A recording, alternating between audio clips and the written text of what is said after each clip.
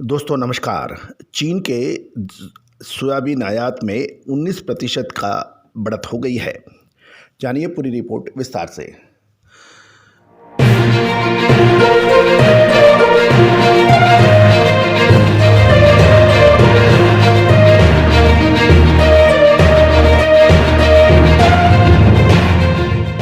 दोस्तों नमस्कार। Colonel Ajay, CEO Ajay astro money group first global astro finance digital channel से आपसे मुखातिब होता हूं। आज 17 जनवरी सन 2023 खबर निकल के आ रही है कि दिसंबर 2022 में चीन के सोयाबीन आयात में 19% की शानदार जंप आया है। ये जानकारी कस्टम विभाग द्वारा दिए गए नवीनतम आंकड़ों से मिली है।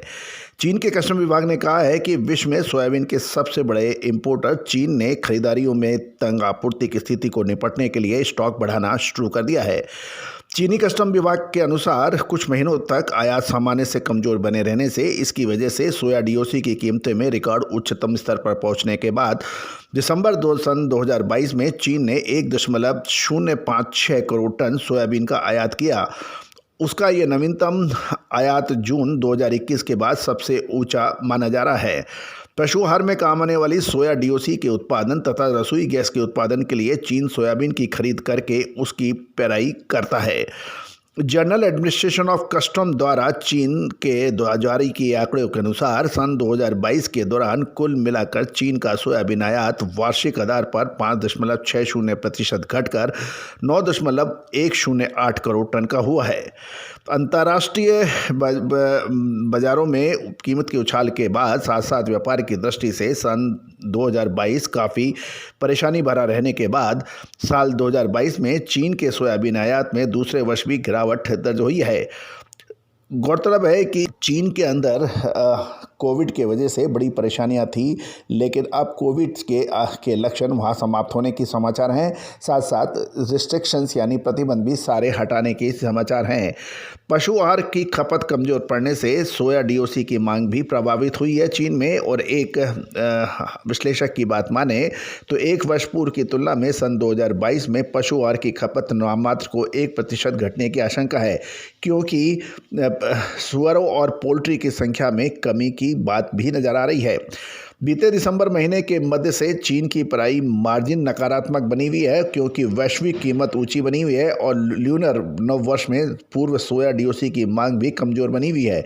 गौरतलब है कि 21 जनवरी से जैसे चीन में लूनर नव वर्ष शुरू होने वाला है, जो अब मात्र 4 दिन उसमें रह गए हैं। कारोबारी और विश्लेषकों का कहना है कि सोया डीओसी का ऐतिहासिक नीचा स्टॉक की कमी की वजह से साल 2023 में सोयाबीन की मांग मजबूत रहने की उम्मीद बढ़ गई है। इसका प्रमुख कारण यह भी बताया जा रहा है कि 3 वर्षों तक शून्य कोविड नीति की कड़ाई से पालन करने के बाद चीन में अब सारी रेस्ट्रिक्शंस हटने चालू हो गए हैं और चीन अब खुला हो रहा है। इसकी वजह से पशु मांस की भी मांग बढ़ने की उम्मीद जताई जा रही है। गौरतलब है कि ल्यूनर ईयर के अंदर चीन के अंदर खपत बढ़ने के भी उम्मीद जताई जा रही है। दोस्तों, आपने अब हमारे चैनल पर आप अभी पहली बार आए हैं और अभी तक सब्सक्राइब नहीं किया है तो उसको सब्सक्राइब करना बिल्कुल ना भूलें। बेल आइकन को भी पुश करना बिल्कुल ना भूलें।